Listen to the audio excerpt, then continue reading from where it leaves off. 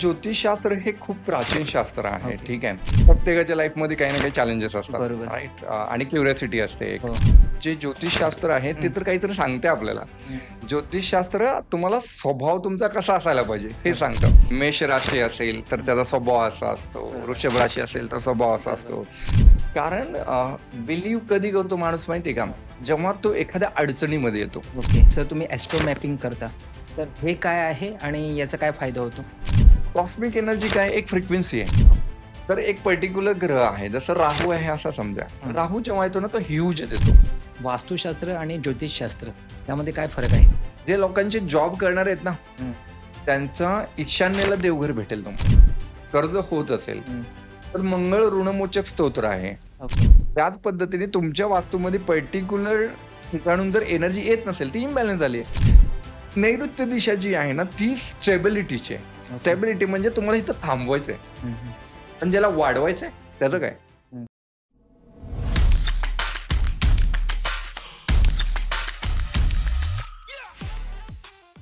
नमस्कार सर. तुमच्या पॉडकास्टमध्ये खूप खूप स्वागत. कृपया आमच्या प्रेक्षकांना तुमची थोडक्यात ओळख करून द्या. अ, निलेशजी नमस्कार. माझं नाव शिवशरण आहे ओके. आणि गेल्या 14 वर्षापासून मी वास्तुशास्त्रामध्ये काम करतोय. हां, हां. बेसिकली माझं जे होमटाउन आहे, हं. तर ते सोलापूर आहे. अच्छा. ठीक आहे. आणि बेसिक शिक्षण मी तिथं घेतलं आणि त्याच्यानंतर पुण्यामध्ये पुढचं शिक्षण घेतलं.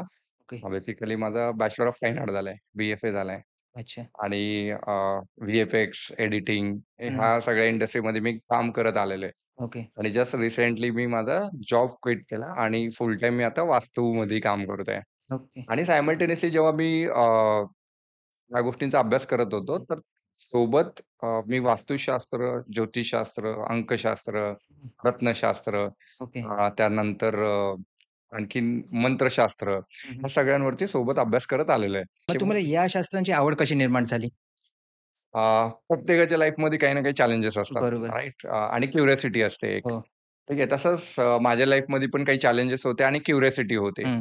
आणि जेव्हा मी माझ्या इंडस्ट्रीमध्ये काम करत होतो, सोबत असं वाटत होतं, की यार एवढं मेहनत करतोय, सगळ्या गोष्टी करतोय, की हं. मग असतं ना एक प्रमोशन व्हायला पाहिजे हं, हं. किंवा बाबा आपली सॅलरी वाढायला पाहिजे, बरोबर. स्टॅग्नंट नाही व्हायला पाहिजे लाईफमध्ये. तर ह्या सगळ्या गोष्टींचे चॅलेंजेस माझ्या लाईफमध्ये पण होते. अच्छा.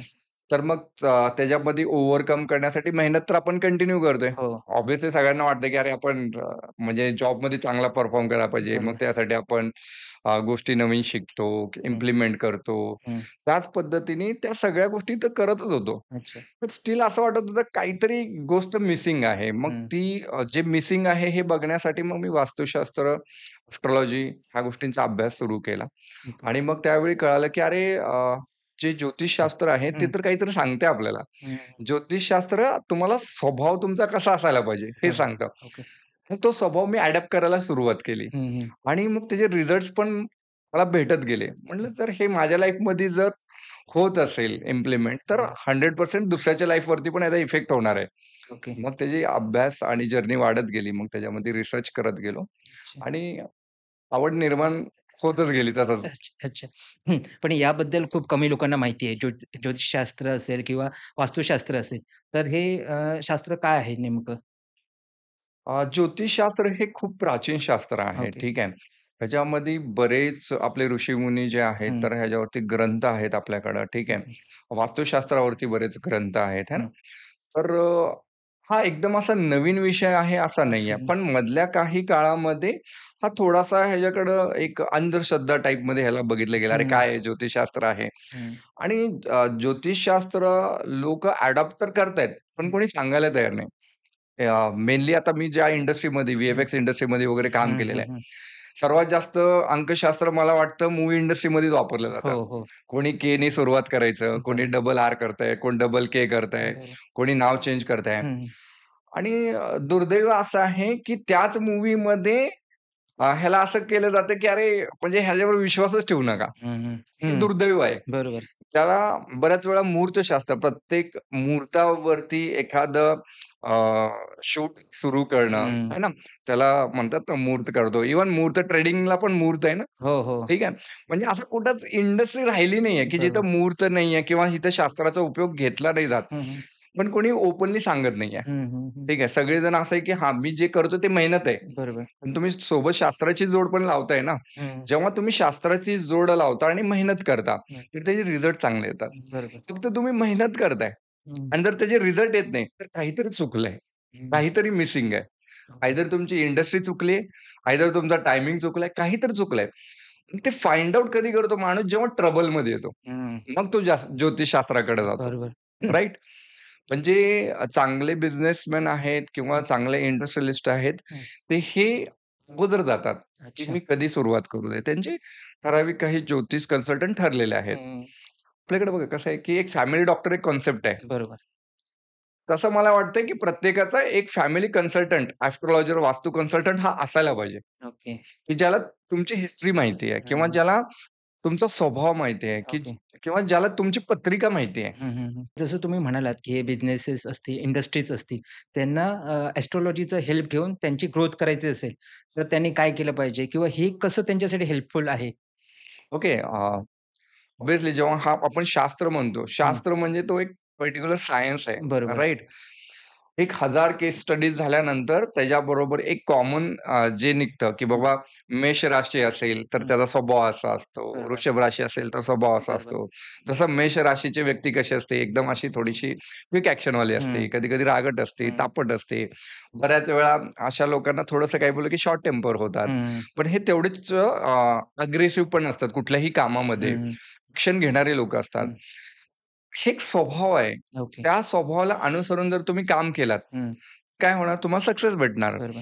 पण तुम्ही जर अशा ठिकाणी तुमच्या स्वभावाच्या विरुद्ध काम केलात, हं, हं. तर तुम्हाला सक्सेस भेटणार का? ऑब्व्हियसली नाही. आज तुम्ही पॉडकास्ट करताय. तर कसं पॉडकास्ट करताना कम्युनिकेशन तुमचं क्लिअर असायला बरोबर, पाहिजे. बरोबर. तुमची वाणी चांगली हं. पाहिजे.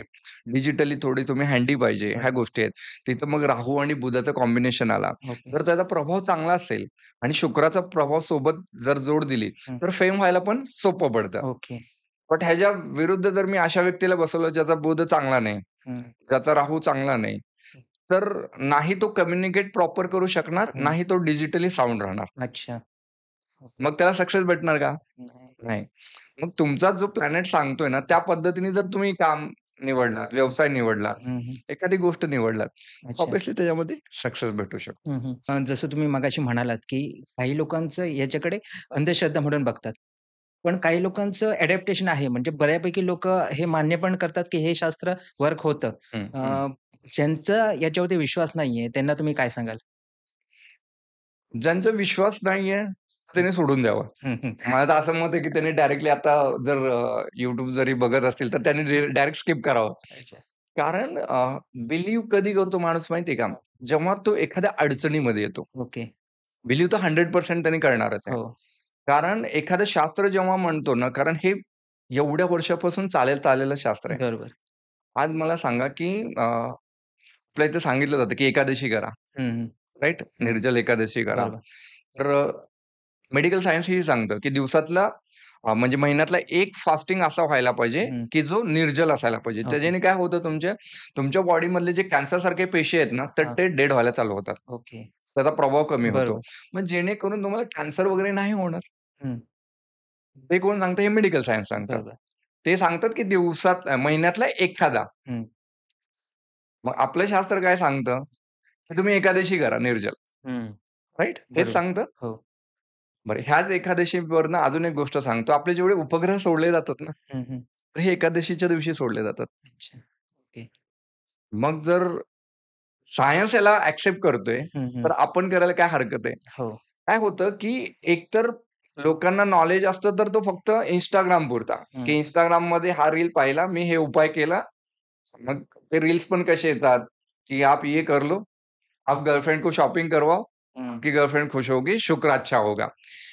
असा नाहीये. आपल्या कुठल्याच शास्त्रामध्ये अशा गोष्टी नाही सांगितलेल्या आहेत. बरोबर.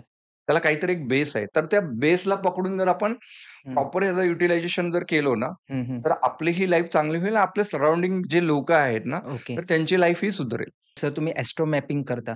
तर हे काय आहे आणि याचा काय फायदा होतो? एस्ट्रो मॅपिंग टेक्निक बेसिकली ना एक कंप्लीट प्रोसेस आहे. अच्छा. ठीक आहे. एस्ट्रो मॅपिंगमध्ये काय करतो आपण? जसं बरेच लोकं काय करतात, की हं, आता समजा तुम्हाला काहीतरी अडचण आहे, हं, ठीक आहे किंवा एखाद्या जातकाला अडचण आहे, तर हं. तो जातक माझ्यापर्यंत येतो. ओके. तो म्हणतोय एस्ट्रोलॉजिकली हे बघा. हं. एस्ट्रोलॉजिकली बघतो, एस्ट्रोलॉजी तर खूप चांगली अरे राजयोग आहे तुझ्या कुंडलीमध्ये. अच्छा. तो म्हणते माझी परिस्थिती तर अशी आहे, की महिन्याच्या एंडला मला 2,000 दुसऱ्यांकडनं घ्यावं लागतं. हां. राइट? बरं. मग तो राजयोग का बरं नाहीये?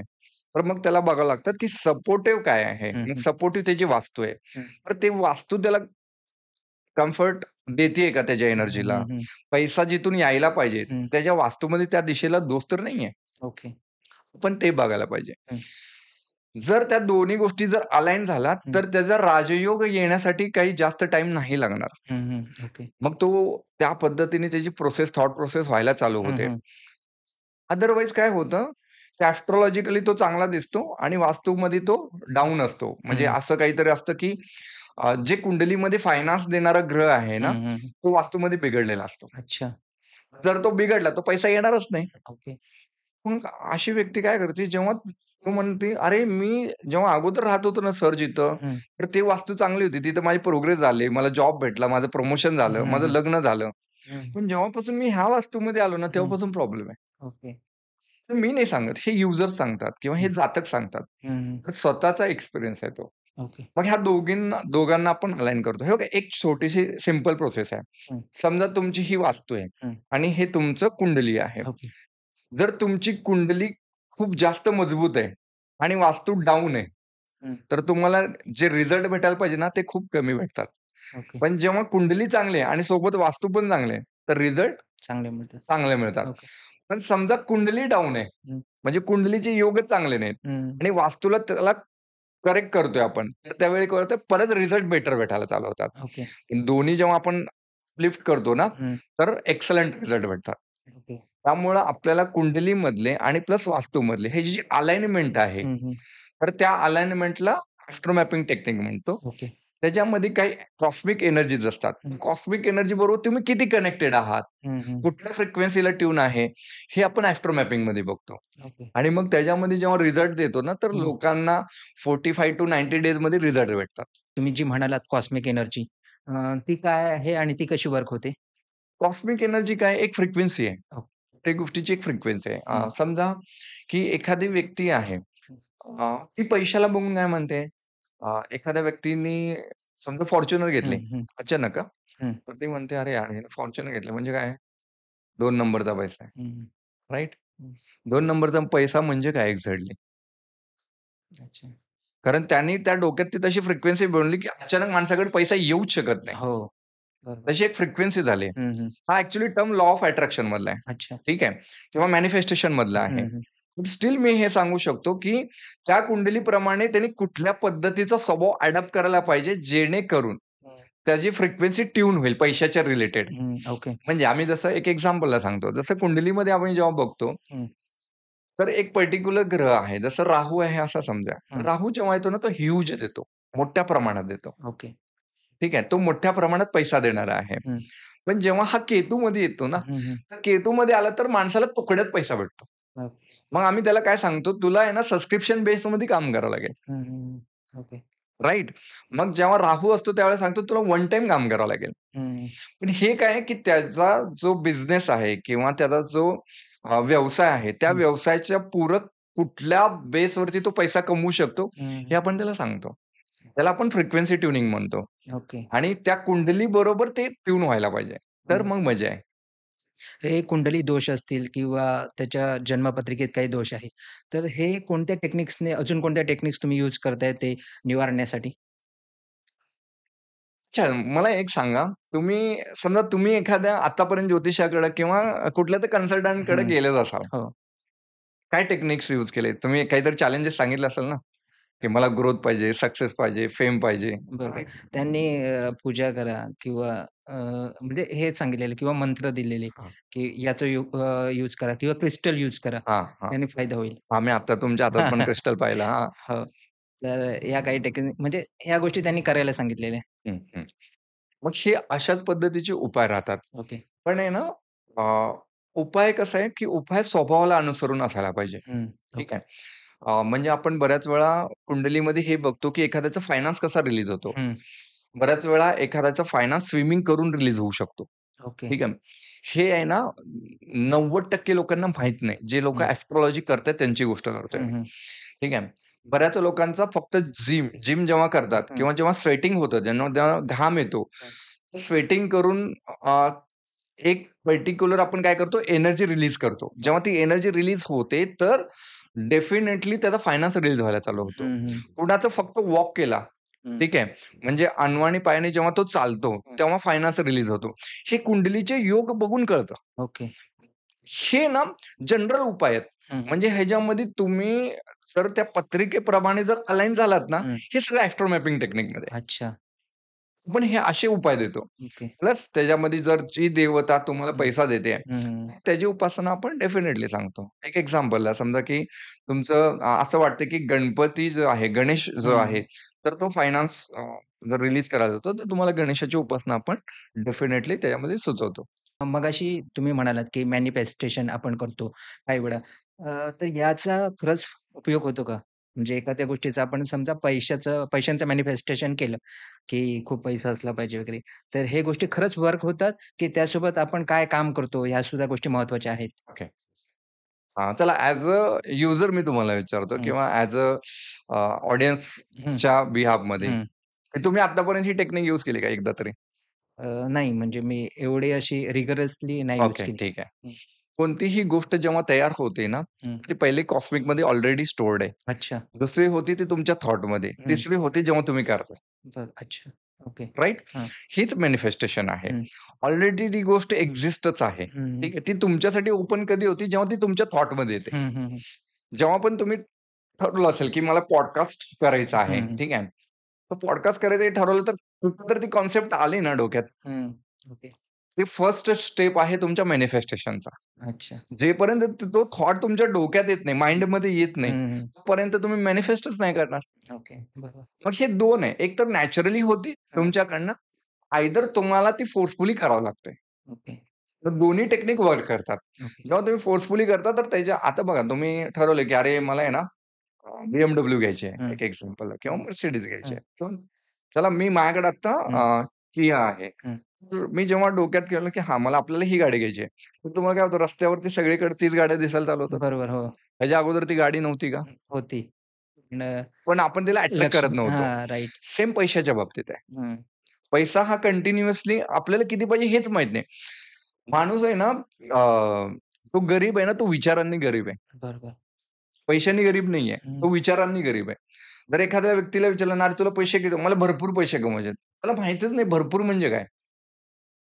तसंच सेम जेव्हा एस्ट्रोलॉजिकली आपण जेव्हा एखाद्याला विचारतो हं, ना, त्याला आपण काय विचारतो, की चॅलेंज काय आहे तुला? हं, हं, आपण कुंडली जेव्हा बघतो, तर कुंडली बघताना अगोदर जातकाला विचारतो, की "अरे बाबा तुला अडचण काय येतेय?" हं, "नाही मला खूप अडचणी आहे." असंच म्हणतो. हं, ठीक आहे, फर्स्ट क्वेशन असतो. कारण तो पण कन्फ्यूज आहे. मग ज्यावेळी जातकाला विचारलं, की हं, एक्झॅक्टली काय प्रॉब्लेम आहे? मग हं, तो सांगायला चालू करतो, की फायनान्समध्ये प्रॉब्लेम आहे. हं, मग फायनान्समध्ये एक्झॅक्टली काय आहे? हं, की बाबा तू घेतलेला पैसा टिकत नाहीये का पैसाच येत नाहीये किंवा लोकं तुझे पैसे घेतलेत आणि ते बुडवलेले आहेत. हं, हं, त्याच्या अनुसरून मग कुंडली बघावी लागते आणि त्या कुंडलीवरती हं, ते कळतं आपल्याला ॲड्रेस करायचं कसं, की ह्याचा पैसा नेमका कुठं थांबवायला हं. पाहिजे किंवा अच्छा. कुठून येतोय ओके. किंवा कुठं बुडतोय. हं, मग त्याच्या रिलेटेड आपण ॲक्टिव्हिटीज देतो. ओके. तसंच मॅनिफेस्टेशन टेक्निक हे काम 100% करते. हं, हं, हं. ठीक आहे. मग तुम्ही ब्रीथिंग एक्सरसाइजमध्ये त्याला मॅनिफेस्ट करू शकता. बरेच लोकं असं समजा की गाईडेड मेडिटेशनमध्ये हं, ते करतात. हिप्नोसिसमध्ये ते करता येतं. ओके. पण नंबर ऑफ टेक्निक्स आहेत. हं, हं. त्याच्यामध्ये कोणतीही टेक्निक तुम्ही वापरून मॅनिफेस्टेशन करू अच्छा, शकता किंवा अच्छा, बरेच मॅनिफेस्टेशन कोच पण असतात. लॉ अच्छा. ऑफ अट्रॅक्शन कोच आहेत बरेच लोकं. हं, हं. तर त्यांच्याकडनं ते करून घेतलं तरी चालतंय. अच्छा.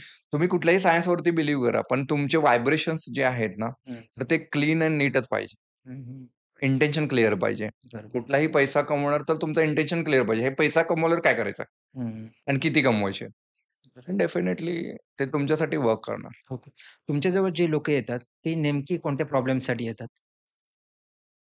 अ, 3 बेसिक प्रॉब्लेम आहेत हां. सगळ्यांच्या लाईफमध्ये. हं, एक हेल्थ, हं, दुसरा वेल्थ आणि तिसरा रिलेशनशिप. हं. हे 3 सोडून काहीच प्रॉब्लेम नाही. हां.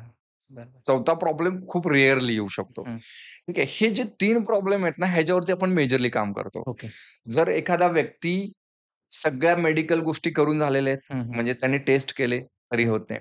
आता बऱ्याच वेळा मजेशीर असं आहे निलेश, की एखादी पत्रिका जेव्हा बघतो ना मी, तर त्याला बघतो आपण, की कुठले प्लॅनेट कुठं प्लेस आहे. मग हं. आम्ही त्याला विचारतो, "तुमचा आजार आहे ना, डॉक्टरांना डिटेक्टच होत नाही." तर म्हणतो, "हां, तुम्हाला कसं वाटतं?" आणि तो प्लॅनेट सांगतोय, ओके. की "मी इथं बसलोय, मी आजार डिटेक्टच होऊ देणार नाही." अच्छा. राइट? म्हणून कुंडली खूप महत्त्वाची आहे. हं. म्हणून कुंडली खूप महत्त्वाची आहे. आता मधल्या काळात काही लोकांकडे प्रॉपर टाईमच नसायचे. तो एक वेगळा चॅलेंज होता. हं. त्याच्यामधनं पण आपण जेव्हा प्रश्न कुंडली वगैरे काढतो, त्याच्यावरून सोल्युशन देतो. ओके. किंवा बऱ्याच वेळा असं होतं, की जेव्हा तो क्वेशन विचारतो एखादा जातक, ठीक आहे. हं. त्या क्वेशनवरनं आपल्याला कळतं, की कुठल्या प्लॅनेटमध्ये प्रॉब्लेम आहे. ओके. तसं ही रिव्हर्स इंजिनिअरिंग पण ह्याच्यामध्ये पण हं, करता येते. ठीक आहे. मेजरली हेल्थ, वेल्थ, रिलेशनशिप ह्या 3 गोष्टी घेऊन हं, येतात. हं. आम्ही त्याच्यामध्ये आणखीन डीप डाइव्ह करतो, की हा प्रॉब्लेम कधीपासून आहे. हं, हं. ठीक आहे. पूर्ण स्टडी केल्यानंतर मग एका एनालिसिसवरती येतो हं, हं. आणि मग त्याच्यामध्ये सोल्युशन देतो. वास्तुशास्त्र आणि ज्योतिषशास्त्र यामध्ये काय फरक आहे? वास्तुशास्त्र हे वास्तूसाठी आहे. हं. ठीक आहे. हा ओके, वास्तूचं शास्त्र. ओके. ज्योतिषशास्त्र हा जो आहे, हा तुमची कुंडली, तुमचा स्वभाव कसा असायला पाहिजे ओके. आणि तुमच्या स्वभावाला अनुसरून वास्तू कशी असायला पाहिजे, हं. हे वास्तुशास्त्र आहे. ओके. दोन्हीमध्ये डिफरन्स आहे. एक्झाम्पल हां, हं, घरची वास्तू वेगळी. हं, घरामध्ये आपण म्हणतो ईशान्येला देवघर पाहिजे, आग्नेयेला किचन पाहिजे, नैऋत्येला बेडरूम. हे ₹200 जर पुस्तक जर घेतलं ना, हं, त्याच्यामध्ये पण लिहिलेलं आहे. हं, जे ज्योतिषशास्त्र आहे ना, ज्योतिषशास्त्र काय सांगतं, की ज्योतिषशास्त्र तुमचा स्वभाव असा असणार आहे. ही राशी हित आहे, प्लॅनेट हित आहे. हं. ठीक आहे. त्याच्या अनुसरून तुमची वास्तू कशी असायला पाहिजे, हे कोण सांगतं? ज्योतिषशास्त्र सांगतं. ओके. वास्तूचं पण एक शास्त्र आहे. तो हं. बेसिक तर आपण करायलाच पाहिजे. बरोबर. त्याच्यामध्ये एलिमेंट बॅलन्सिंग वगैरे ह्या सगळ्या गोष्टी होतात. हं, कुठं स्लोप असायला पाहिजे, कुठं खिडक्या असायला पाहिजे, कुठं दारं असायला पाहिजे. हं, तुमची एंट्री डायरेक्टली जी ओपन होते ती प्रॉपर आहे का? हं, पाण्याची जागा व्यवस्थित आहे का? सेप्टिक टँक व्यवस्थित ठिकाणी आहे का? हं. तुमचं जे देवघर आहे ते तुमच्या कुंडलीच्या अनुसरून आहे का? हे सगळ्या गोष्टी बघाव्या लागतात. ओके. समजा हाच ज्या जातकाची कुंडली आहे त्याला व्यवसाय करायचा आहे. हं.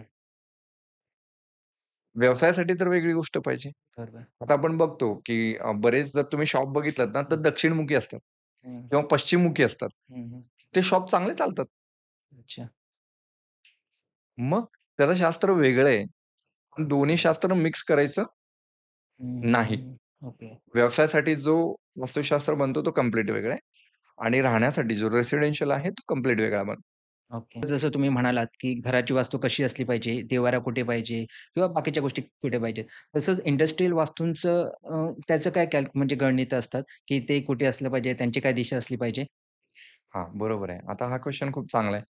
बघा जो एक बिझनेसमॅन आहे ना, हं. बिझनेसमॅनची वास्तू जर आता अल्मोस्ट 1000-1500 वास्तू आम्ही वर्षभरात कव्हर केले असतील. ओके. लोकांना व्हिजिट केल्या. बरेच इंडस्ट्रियल हं, होते. बरेच जॉब करणारे लोकं आहेत. हं, जे लोकांचे जॉब करणारे आहेत ना, हं. त्यांचा ईशान्येला देवघर भेटेल तुम्हाला. अच्छा. पण जे इंडस्ट्रियल करणार आहेत ना, त्यांचं ईशान्येला देवघर कधीच नसतं. ओके. खूप कमी रेअरमध्ये ते बघतात आणि जर ते असेल, तर ते त्यांच्या बिझनेसमध्ये ते स्टॅग्नंट झालेले आहेत, की अच्छा. बास मला एवढं भेटतंय तर मी सॅटिस्फाय आहे.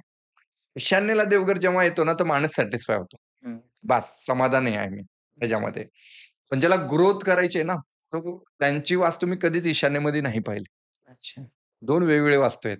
ज्याला सॅटिस्फाय व्हायचंय त्याच्यासाठी वेगळी वास्तू म्हणजे ज्याला जॉब करायचा आहे त्याच्यासाठी वास्तू कंप्लीटली डिफरंट असू शकते. पण ज्याला काही स्टार्टअप करायचं आहे किंवा ज्याला काही बिझनेस करायचा आहे, हं, तर त्याच्यासाठी कंप्लीटली वास्तू आणि मग त्याची रेसिडेन्शियल वास्तू आणि प्लस कमर्शियल ह्या हं. दोन्ही वेगळ्या राहतात. ओके. आता बऱ्याच ठिकाणी आम्ही हॉटेल इंडस्ट्रीमध्येच मी भरपूर वास्तू करतो, की हं, ज्यांना फेम पाहिजे त्यांच्या फूडसाठी, हं. तर त्याच्यासाठी काम बरंच केलेलं आहे. कोणाची थाळी सिस्टम असते, तर त्याची पर्टिक्युलर किचन वेगळ्या ठिकाणी ठेवतो आपण. ओके. अग्नेयला किचन नसतो त्याला, अच्छा. राइट?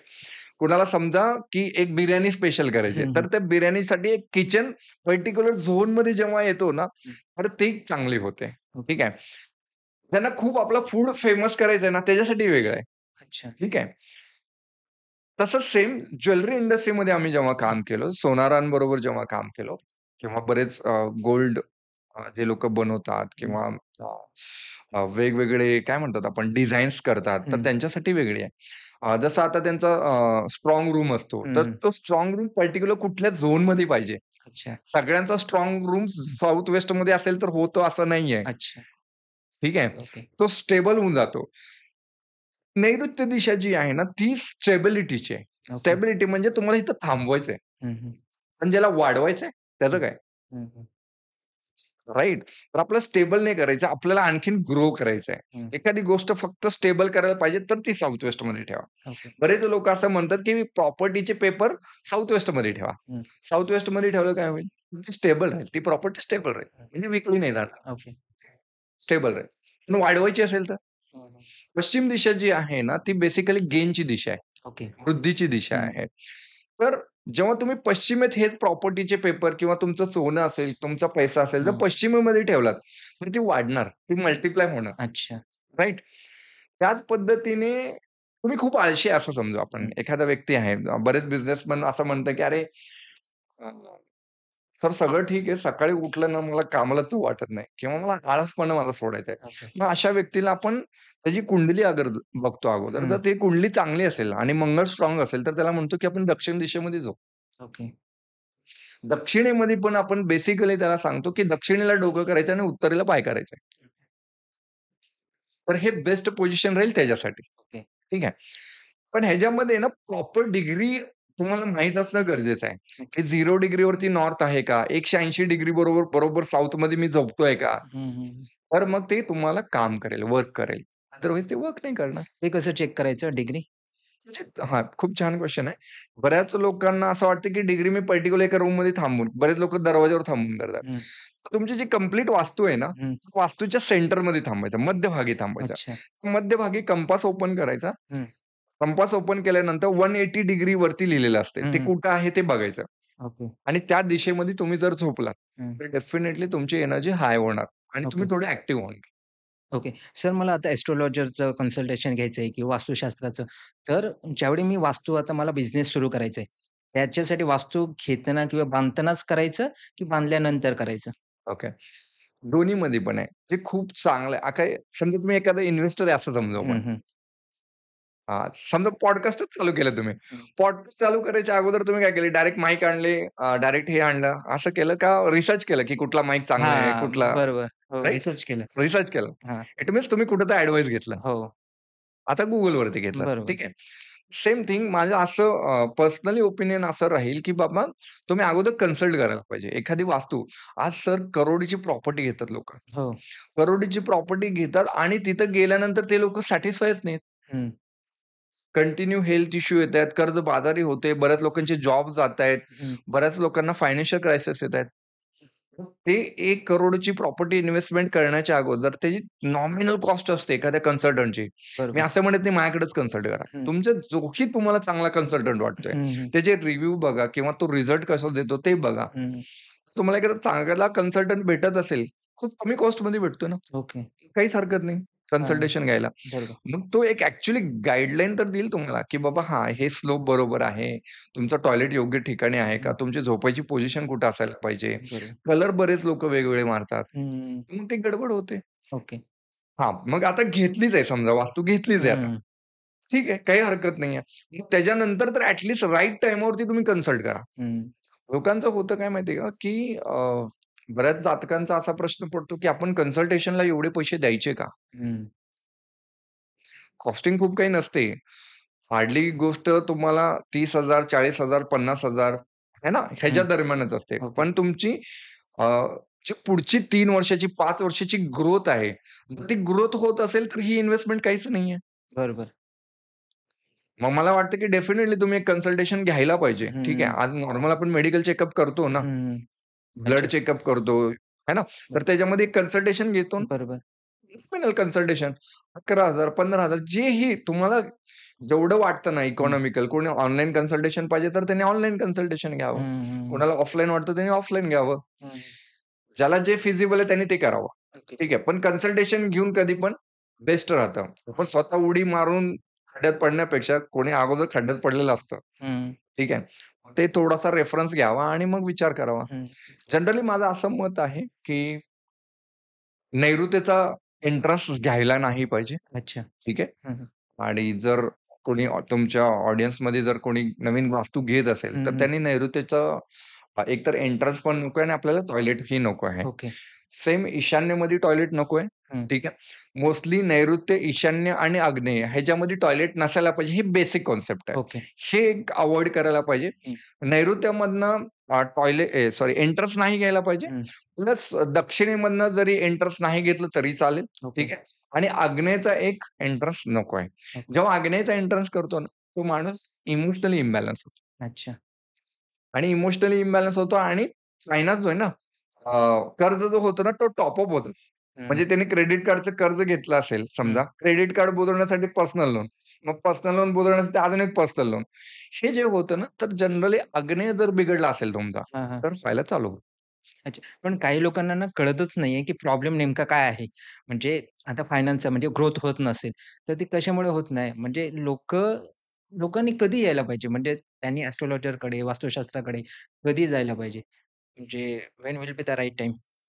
तर खूप चांगला क्वेशन आहे हा पण, की कधी जायला पाहिजे. हां, एखाद्या कुठल्याही नवीन गोष्टीची सुरुवात करतो तर आपण जातो ना. बरोबर. आता समजा लग्न करायचंय, तर हं. अगोदर काय करतो? कुंडली मॅच करतो हो, ना आपण. हो, हो. बघतो ना. बरोबर. तर मूव्ही इंडस्ट्रीमध्ये अगोदर मुहूर्त बघतात. हो. मूव्ही सुरू व्हायच्या अगोदर. हां. कुठल्याही गोष्टीच्या बिगिनिंगलाच ती व्हायला पाहिजे. अच्छा. बरोबर. नंतर गोष्ट करेक्ट करण्यापेक्षा अगोदर जर तुम्ही केलं तर बेस्ट आहे. हं, हं. आणि टाईमावरती तुम्ही सावरलं तर जास्त चांगलं आहे. हं, म्हणजे समजा आज क्रेडिट कार्डचं खूप जास्त लोन होतंय, हं. तर शुअरली तुम्ही त्याला तिथं स्टॉप करा आणि लगेच कन्सल्ट करून घ्या. हं, ओके. अशा लोकांना अजून एक ॲडवाइस देतो मी, जर खूप जास्त कर्ज होत असेल, हं.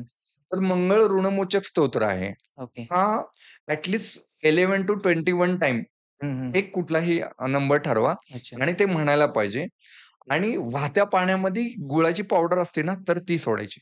अच्छा. तर ह्याच्याने ना रिझल्ट खूप फास्ट आहेत. हं, हं. मंगळ ऋणमोचक स्तोत्र आहे आणि नरसिंह ऋणमोचक स्तोत्र आहे. हे 2 स्तोत्र खूप चांगल्या पद्धतीने आतापर्यंत फायनान्ससाठी काम केलंय. ह्याच्या व्यतिरिक्त आपण ॲडव्हान्स पण रेमेडीज सांगतो, बट हे जोपर्यंत कुंडली एनालिसिस नाही करत आपण, तोपर्यंत सांगता नाही येत. ओके. तुम्हाला काय वाटतं सर, की लोकं अशी कोणत्या बेसिक चुका करतात किंवा कोणत्या गोष्टी आहेत त्या सर्वांनी केल्याच पाहिजेत? त्या खूप इम्पोर्टंट आहेत तुमच्या मते वास्तुशास्त्राप्रमाणे असेल किंवा एस्ट्रोलॉजीप्रमाणे असेल. त्या खूप महत्त्वाच्या आहेत. पण लोकांना तेवढं ज्ञान नाहीये म्हणून ते करत नाहीत किंवा अशा काही चुका आहेत ज्या ते करतायत त्यामुळे ते लॉसमध्ये जातायत. अशा काय गोष्टी वाटतात तुम्हाला? Yes, definitely. समजा एखाद्याचं फायनान्शियल खूप लॉसेस होतायत, हं, ठीक आहे. तर त्यांनी सर्वात अगोदर घराचा आग्नेय कोपरा बघावा. हं, घराच्या सेंटरमध्ये थांबा, आग्नेय कोपरा बघा. आग्नेयमध्ये टॉयलेट तर नाहीये, फर्स्ट हे बघा. हं, सेकंडरी तिथं डस्टबिन तर नाही ठेवत, हं, हे बघा. हं, तिसरं तुम्ही वॉशिंग मशीन तर नाही ठेवलेलं आहे, हं, ते बघा. 4थी गोष्ट म्हणजे तिथं सेप्टिक टँक तर नाहीये, हं. ते बघा. आणि 5वी गोष्ट म्हणजे तिथे एंट्रन्स नकोय. ओके. ठीक आहे. जर हे असेल तर फायनान्शियली त्याला चॅलेंजेस येत राहणार, टॉप अप होत राहणार, इमोशनली इम्बॅलन्स होणार. ओके. हाच फायनान्स जर टिकत नाहीये, हं, तर नैऋत्य कोपरा बघावा लागतो. हं, नैऋत्यमध्ये पाणी तर नाहीये, हे बघा. हं, टॉयलेट नकोय हं. तिथं. त्याच पद्धतीने ब्लू कलर नको आहे. ओके. घरामध्ये आपण कलरही करतो ना. हां. बऱ्याच वेळा लोकांचे बेडरूम असतात, हं, बेड वगैरे असतात आणि खाली अडगळीचं सामान ठेवलेलं असतं. हं. ते रिमूव्ह करावं लागेल. अच्छा. ठीक आहे. आणि जे वरती म्हणजे आपण म्हणतो ना टेरेसवरती आहे. हां. टेरेसवरती जरी अडगळ असेल नैऋत्य कोपऱ्यामध्ये, जर अच्छा. तुमचं जुनं लोखंडी सामान असेल, हं, पाण्याची टाकी असेल, हं. तरी पण प्रॉब्लेम येणार. अच्छा. तिथं रिलेशनशिप पण खराब होतात आणि नैऋत्यामध्ये जर टॉयलेट आला हं, किंवा खड्डा आला, ठीक आहे. तर काय होतं, की जनरली आपण हे बघितलं, की अचानक पैसा जाणं, मेडिकल एक्सपेन्सेस होणं, हं, कर्त्या पुरुषाला त्रास होणं, हं, लोवर बॅक पेन होणं, हं. ह्या गोष्टी होतात ओके, आणि रिलेशनशिप खराब होतं. ओके. आणि जर ईस्ट बिघडला असेल, हं. पूर्व दिशा तुमची बिघडली असेल, बिघडलं म्हणजे काय, की त्या वस्तूमधनं, त्या दिशेमधनं प्रॉपर एनर्जी येत नाहीये. अच्छा. मग ती बिघडली आहे. मग बिघडली म्हणजे तिथं टॉयलेट असतो, डस्टबिन असतो, अडगळीचं सामान असतो किंवा हं. अँटी एलिमेंट्स तिथं आलेले असतात. अच्छा. तर आपण हे एनालिसिस करतो. तर पूर्व दिशेमध्ये टॉयलेट असेल, तर हेल्थ इश्यू येऊ शकतात. अजून एक ऑब्झर्वेशन आहे, की समजा एखाद्या घरामध्ये हेल्थ इश्यू येतोय, स्पेशली हं, किडनीसाठी हं, हं. सांगतोय, जर हं, हं. किडनीचा इश्यू येतोय. हं, लोकांच्या घरामध्ये जर फिल्टर सारखं-सारखं खराब होत असेल ना, हं. तर अशा ठिकाणी किडनीच्या रिलेटेड आजार होण्याचे चान्सेस खूप जास्त आहेत. तुम्ही मगाशी एनर्जी अलाइनमेंट बद्दल बोललात. तर हे काय असतं? आणि ते कसं करता? एनर्जी अलाइनमेंट म्हणजे हीच गोष्ट आहे. जसं अच्छा. एखादी आता समजा हे हात आहे माझा, ठीक आहे. हां. मी हाताला पकडलो. हं.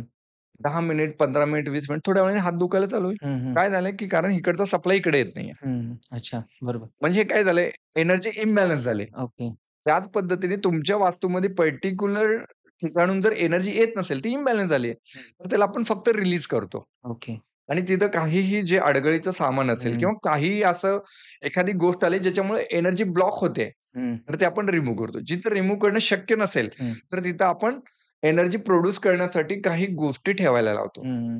तर त्याच्याने ते एनर्जी प्रोड्यूस होते. तुमच्याकडे आतापर्यंत ज्यांनी कन्सल्टन्सी घेतली आहे, एस्ट्रोलॉजीसाठी असेल किंवा वास्तुशास्त्रासाठी, हं, हं. तर त्यांना काय रिझल्ट मिळाले? त्यांचे काही सक्सेस स्टोरीज सांगू शकता तुमच्या क्लायंटची? अरे वाह!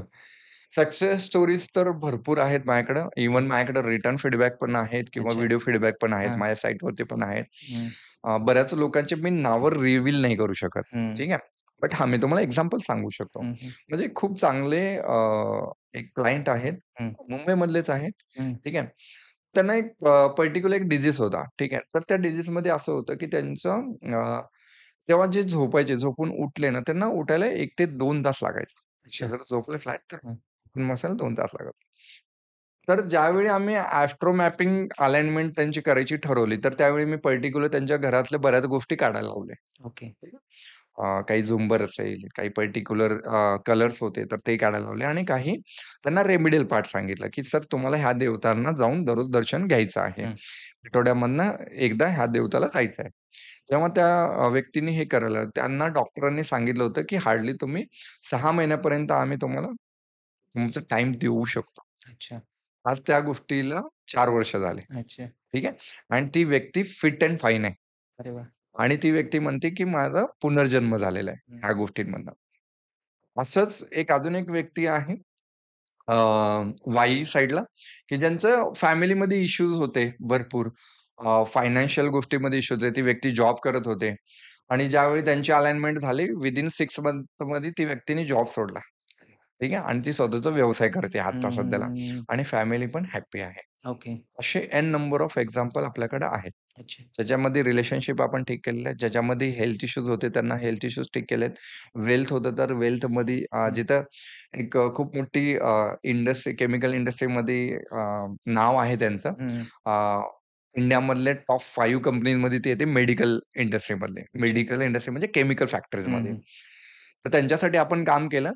तर ती कंपनी वर्षाला 20 करोड लॉसमध्ये होते अच्छा. आणि फर्स्ट इयरमध्येच ती म्हणजे ती जी आहे ब्रेक इव्हनला आली अच्छा. आणि आता प्रॉफिटमध्ये आहे. अरे वाह! जसं तुम्हाला कोणाला कॉन्टॅक्ट करायचं असेल, तुमची कन्सल्टन्सी घ्यायची असेल, तर ते कसं कॉन्टॅक्ट करू शकतात? त्याच्यासाठी 2 गोष्टी आहेत. मी तुम्हाला नंबर देतो. तुम्ही ते हां, डिस्क्रिप्शनमध्ये टाका. डिस्क्रिप्शनमध्ये टाकू. दुसरी गोष्ट वेबसाईट आहे आपली shivcosmic.in. ओके. तुम्ही त्याच्यावरती जाऊन करू शकता किंवा जे फोन नंबर आहे त्याच्याने तुम्ही डायरेक्ट कॉन्टॅक्ट करू शकता. ओके. हे तिन्ही सोर्स आहेत तुमच्याकडनं हं. आणि त्याच्यामध्ये मला असं वाटतं कुठल्याही गोष्टीचं डिसिजन घेण्याच्या अगोदर हं. किंवा समजा तुम्ही नवीन प्रॉपर्टी बघताय तर डेफिनिटली एक कॉल करायला काहीच हरकत नाही. हो.